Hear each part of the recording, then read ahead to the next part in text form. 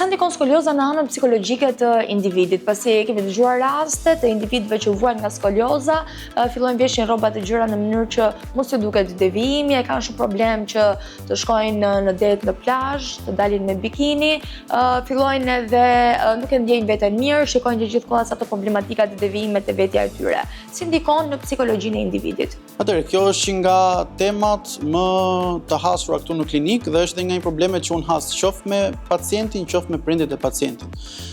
Kjo sepse skolioza e rëndon apo jo gjendjen psikologjike varet nga mënyra si ja ushesim na atyre. Nëse ne ua bëjmë të merr, le të themi, skoliozën, pra i themi që është një problem që nuk rekuperohet, do kirurgji apo të shtyp organet, të rëndon organizmin, etj, pra një mal me gjëra që u thon pacientëve, kjo i rëndon psikologjikisht, dhe duke i rënduar psikologjikisht, ai nuk është i hapur qoftë për ta kuptuar problemin, qoftë edhe për ta mbajtur atë. Dhe kjo përdoret edhe si teknik shpesh nga terapistët apo dhe ortopedët për ta shitur si shërbim. Pra në momentin që ti le themi i shet një barë shumë të rënd pacientit, ai normal trembet edhe do me se s'bën zgjidhjen.